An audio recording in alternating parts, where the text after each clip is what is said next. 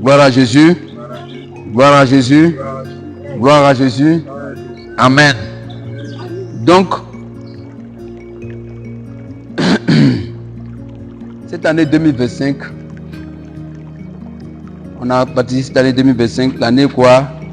De ma prospérité. Il faut dire 2025, c'est l'année de ma prospérité. 2025, c'est notre année de prospérité. Alors, pour cela, nous devons nous accorder avec Dieu. Parce que nous avons vu que le vœu de Dieu pour notre vie nous souhaite le bonheur. Il dit la prospérité à tous égards. Il veut que financièrement, nous ayons les moyens. Et il veut aussi, surtout, que nous soyons en bonne santé. Que notre argent ne serve pas aux pharmaciens. Que nos argent servent à la maison de Dieu. Servent aux autres. Et non à quelque chose d'autre. Servent pour la gloire de Dieu. Amen. Amen. Donc, toi et moi, nous devons nous accorder sur ça. Nous ne devons pas penser que c'est Dieu qui nous apporte le malheur.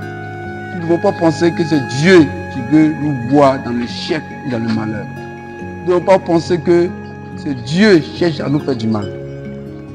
Nous devons voir ce Dieu qui veut tout notre bonheur et toute notre réussite. Il faut dire, je vais m'accorder avec Dieu. Je vais m'accorder avec Dieu. Et Amos 3.3 dit quoi? Amos 3.3 nous dit, quand nous prenons rapidement dans le livre des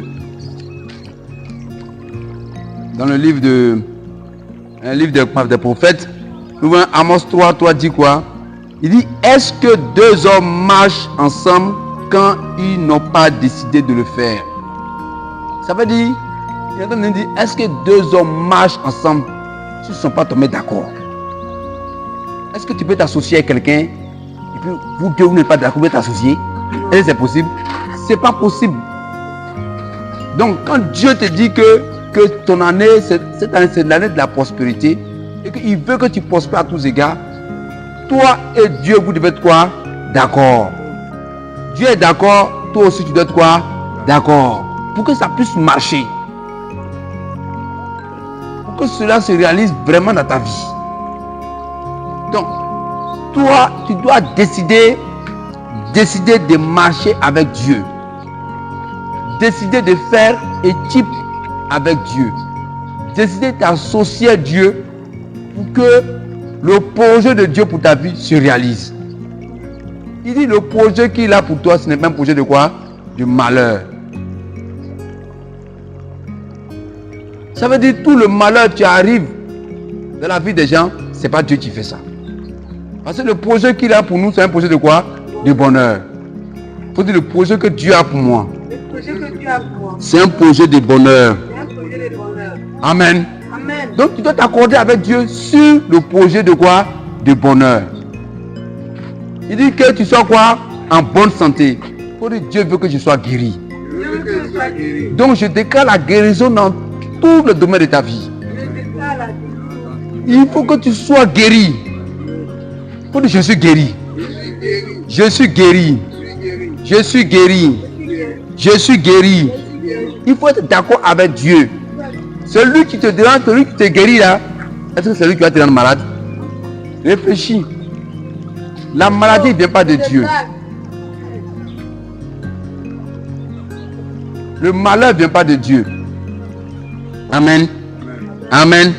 Amen. Amen. Amen. Amen. Amen.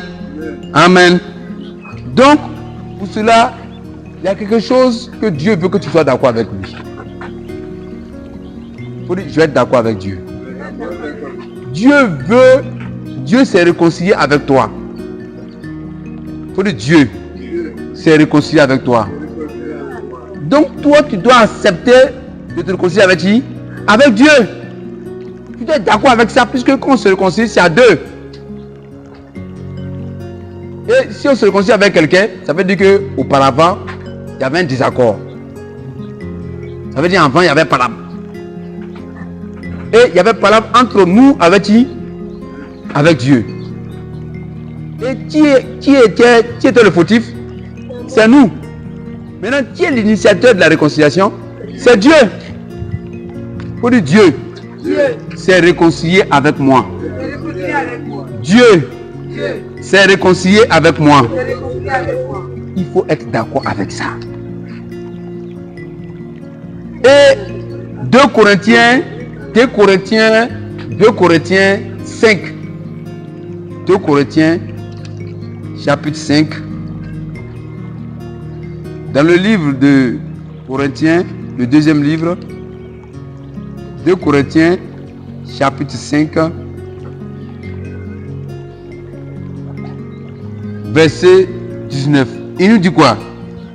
Il dit oui, c'est Dieu qui a réconcilié le monde quoi? Avec lui. Pour dire Dieu. Dieu s'est réconcilié avec le monde.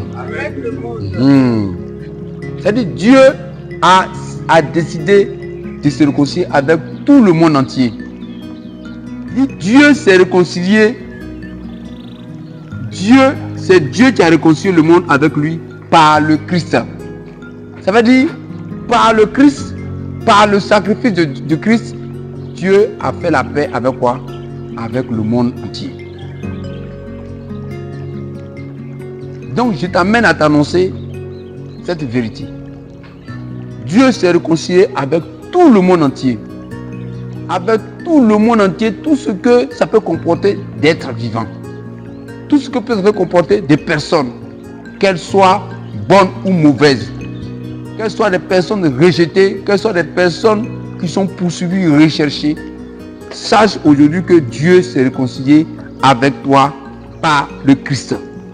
Et qu'est-ce qu'il ajoute encore? Il dit, il ne tient plus compte des fautes des êtres humains.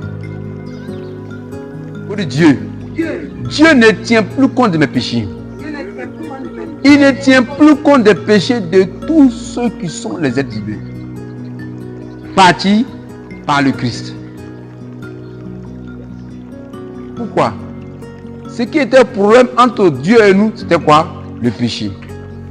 Maintenant, Jésus est la solution de quoi? Du péché.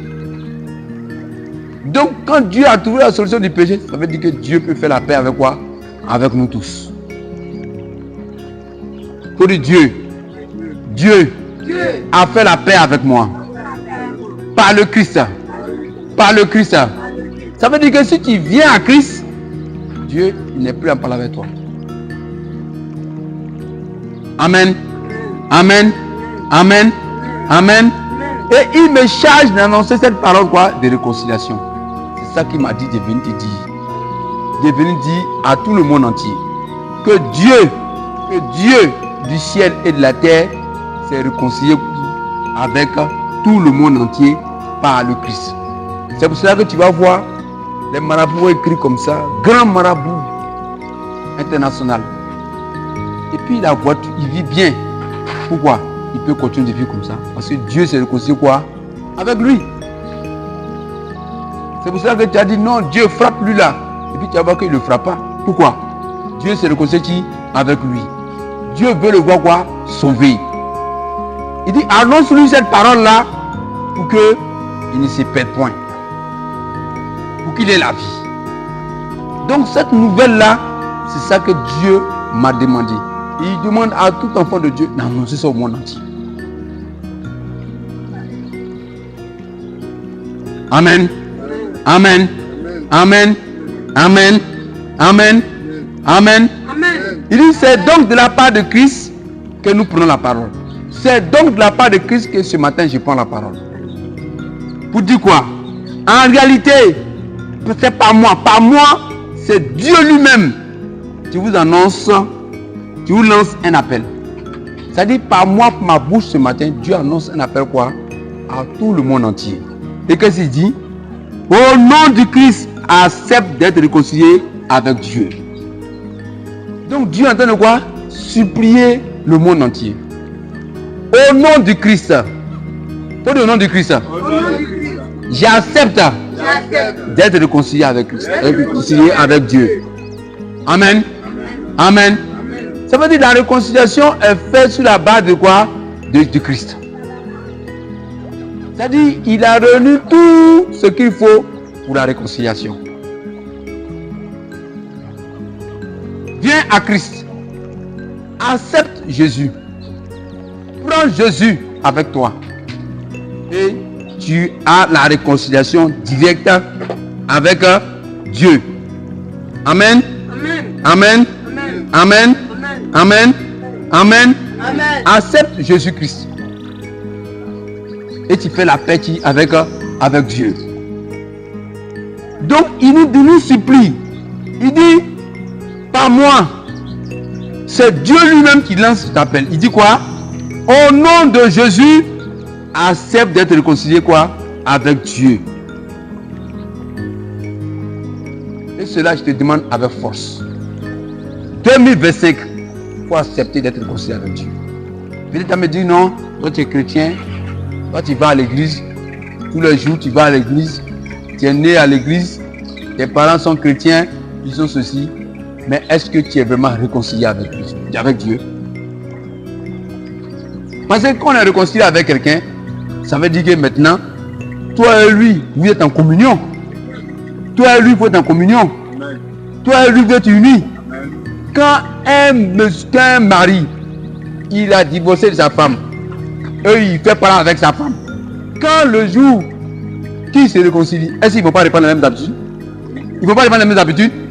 Est-ce qu'ils vont faire chambre à part? Non. Parce qu'ils sont comment? Réconciliés.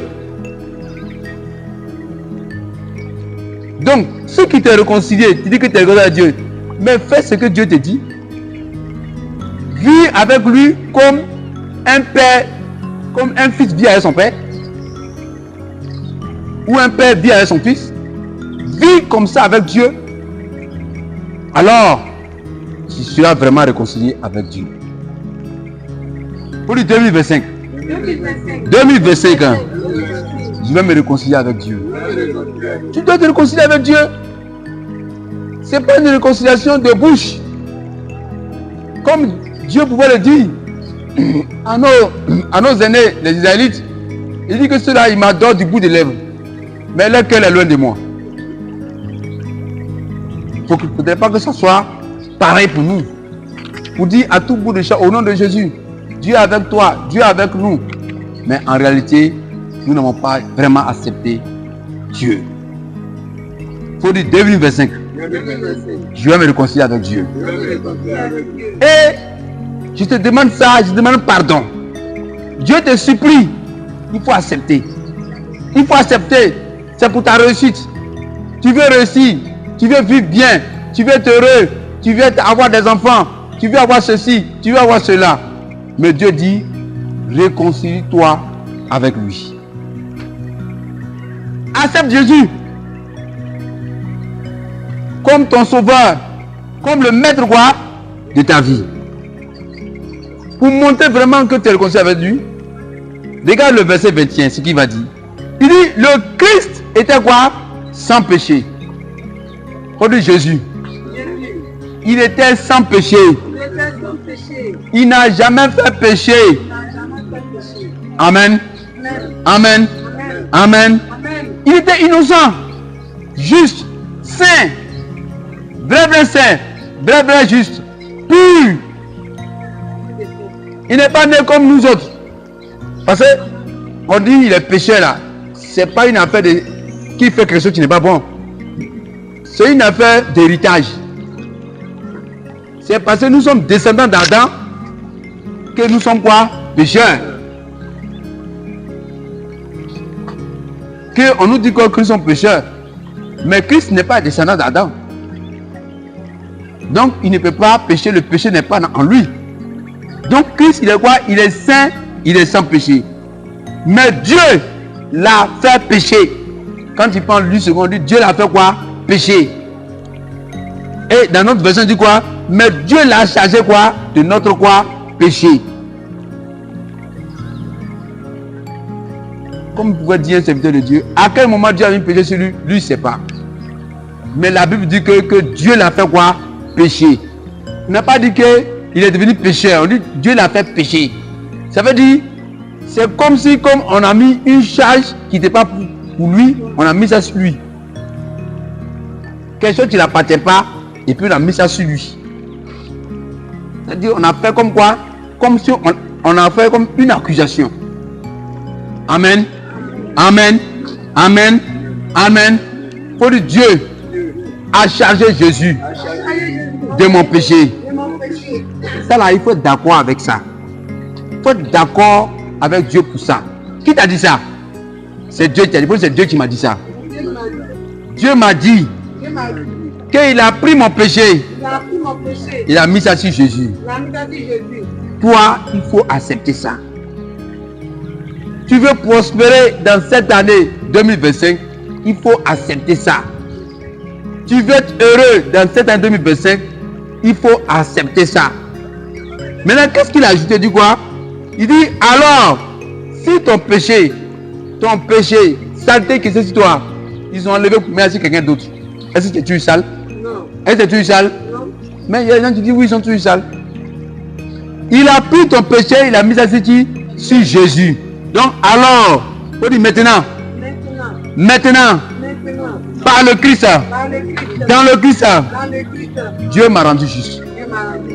Tu as compris? Ça veut dire que si Dieu a mis ton péché sur Jésus, ça dit que tu n'es plus quoi? Pécheur. Tu es devenu comment? Juste. Saint. Innocent. Tu n'es plus quoi? Coupable.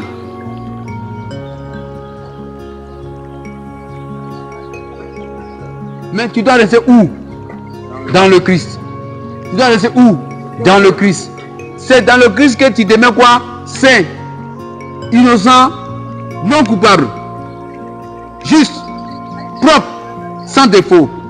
Dans le Christ. Dans le Christ. Faut dire dans le Christ. Dans le Christ. Dans le Christ. Dans le Christ. Dans le Christ. C'est là-bas que tu dois rester. 2025 pour rester dans le Christ. Et accepte ce que Dieu te dit. Il dit, il a pris ton péché, il a mis ça sur Jésus. Donc tu es devenu comment? Sans péché. Tu es juste. Tu n'as plus droit à la condamnation.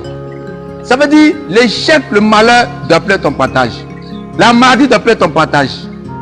Parce que celui qui a fait quelque chose qui n'est pas bon, qu'est-ce qu'on cherche à le faire? On cherche à le quoi? À le condamner. Il faut dire la malédiction est terminée dans ma vie.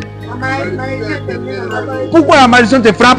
C'est parce que tu es pécheur. Maintenant, pourquoi la malédiction t'a pu te frapper? Parce que Jésus-Christ, il a pris ça. Mais pour que ça puisse fonctionner, il faut être d'accord. Et puis il faut rester où? Dans le Christ. Amen. Amen. Amen. Amen. Il faut regarder, le livre de Colossiens nous apporte encore plus d'éclaircies sur ce que Dieu a fait. Colossiens chapitre 1 verset 22. Regardez ce qu'il dit. Il dit, mais maintenant, Dieu vous a réconcilié avec lui par la mort de son fils quoi? Jésus, qui a souffert dans son corps humain. Pour dire, Dieu m'a réconcilié. Il m'a réconcilié avec lui par la mort de son fils Jésus. Amen. Amen. Amen. Amen. Qui a souffert dans son corps humain. Il dit, alors, vous pouvez vous présenter devant Dieu en étant quoi? Saint, pur et sans défaut. Si tu es d'accord avec ça, tu peux te présenter devant Dieu sans te reprocher quelque chose. Sans sentiment de culpabilité. Sans dire que tu es pauvre pécheur. Sans dire que tu es un pécheur. Tu dois te présenter devant Dieu comme quelqu'un qui n'a jamais fait quelque chose du mal. Pourquoi? Le Christ a tout pris. Il a payé le prix pour que tu sois plus condamné, pour que tu sois juste. Pourquoi? Parce que le salaire du péché c'est quoi? La mort. Le salaire du péché c'est quoi? La Le salaire du péché, c'est quoi? Le salaire du péché, c'est quoi? Ça dit, si quelqu'un pêche, ce qu'on peut faire pour lui, si on doit laisser affaire là, on doit le tuer. Il n'y a pas autre mesure. Il n'y a pas autre intervention, on ne peut rien faire. Tu es condamné. Tu es comme le dit dans le livre comment on appelle là? Dans le livre historique, il dit quoi? Il dit voué par l'interdit. Ça veut dire, c'est comme quelqu'un qu'on doit détruire. On doit supprimer. C'est devenu un déchet. Parce que dès que tu as péché, tu es condamné à la mort. Le malheur, les échecs doivent venir être ton compagnon. Est-ce que tu comprends? Maintenant, Dieu, tu aimes l'homme qu'il a créé, il doit trouver une solution. Pour dire Dieu même. Dieu même. Donc, quelle est la solution? Il fait porter la faute là sur Jésus. Toute la faute, tous les échecs, les malheurs de l'homme, il fait porter sur Jésus. Et il tue Jésus pour que nous on vive. Il faut dire Dieu merci. Dieu merci. Dieu merci. Dieu, tu m'aimes beaucoup. Tu as vu? Donc le salaire du péché dans la mort, Jésus est mort pour mon péché. Jésus est mort pour le péché quoi? De l'humanité. Donc maintenant, tous ceux qui croient en Jésus peuvent vivre. Amen. Amen. Tous ceux qui croient en Jésus peuvent vivre. Amen. Amen. Amen. Amen. Amen. Amen. Amen. Tous ceux qui croient en Jésus peuvent vivre. Peuvent être heureux. Peuvent prospérer. Ça veut dire, ceux qui doivent réussir cette terre-là, c'est qui? C'est les chrétiens. Ceux qui doivent être président, premier ministre, diriger les grandes entreprises, c'est qui? C'est les chrétiens. On a démissionné. Faut dire, je vais me réveiller. Tu as vu? Aujourd'hui, on lutte. Qui va être président? Tu as vu bon chrétien dedans? Tu as vu chrétien dedans? Dis non. Dieu dit de ne pas faire politique. Mais Dieu dit que tu seras quoi? À la tête. Mais la tête là, c'est où? Il dit tu seras à la tête. Grande tête de Côte d'Ivoire, c'est qui? C'est quel poste? C'est pas président? Maintenant, toi tu veux pas être président. Toi tu vas faire politique. Amen. Maintenant tu veux pas faire. Maintenant tu veux pas faire. Maintenant, le païen va prendre place là. Et puis toi tu espères vivre heureux dedans. Tu espères prospérer dedans en tant qu'enfant de Dieu. Pour dire Seigneur, change ma mentalité. Seigneur, change ma mentalité. Seigneur, change ma mentalité. Donc Dieu t'a réconcilié avec lui par la mort de son fils pour que tu vives heureux, juste. Parce que si tu n'es plus condamné, si tu es juste, tu dois prospérer. Ça dit partout tu déposes tes dossiers, on doit te recevoir. Amen. Amen. Amen. Alors, tu peux te présenter devant Dieu en étant quoi? Saint, pur et sans défaut. Mais il y a une chose que tu dois faire en 2025. C'est pas seulement que tu dois attendre ça seulement. Et là, ce qui est dans le verset 23, il dit, mais vous devez rester solide et fort dans la foi. Quelle est cette foi? C'est le fait que Christ a pris ton péché. Il a pris tous tes malheurs. Il a pris tout ce qui te trouble ta vie. Et que maintenant tu es un homme saint. Pas saint simplement spirituellement, mais saint, être en bonne santé. Saint d'avoir des pensées correctes. Saint de faire des bonnes actions. Saint de réussir. C'est ça. Il dit, mais tu dois rester solide et fort dans cette foi-là. Que Christ a pris ton péché. Donc tu dois refuser quoi? La maladie. Tu dois refuser quoi? L'échec.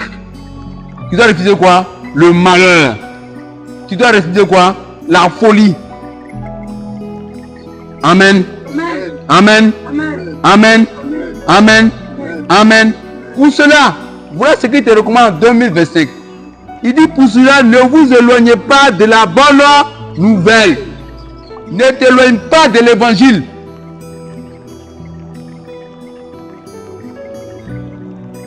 Ne t'éloigne pas du Nouveau Testament. Ne t'éloigne pas des épîtres.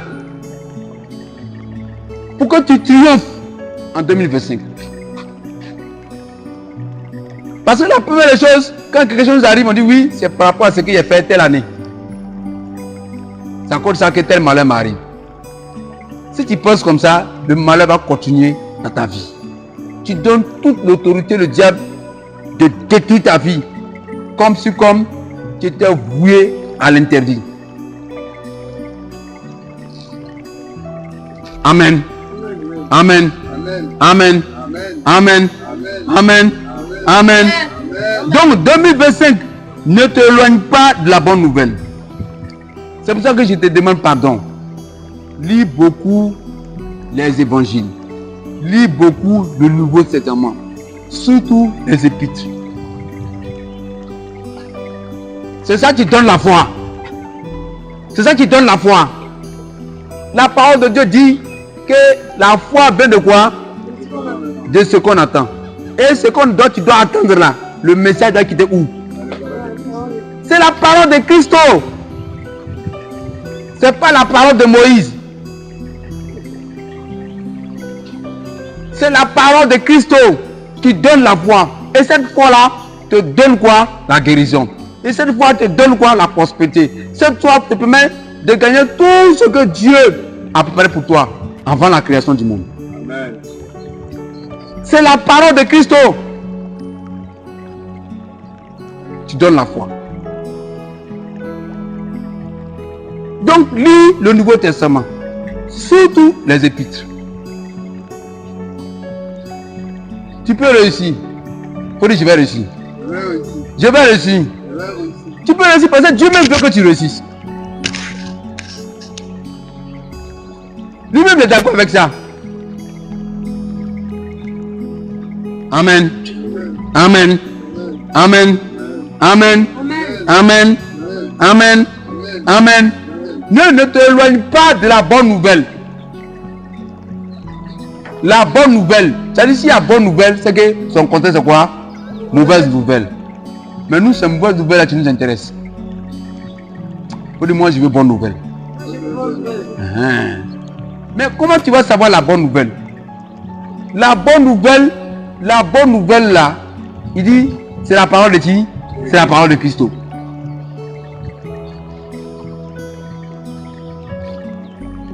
Amen. Amen. Amen. Donc 2025, je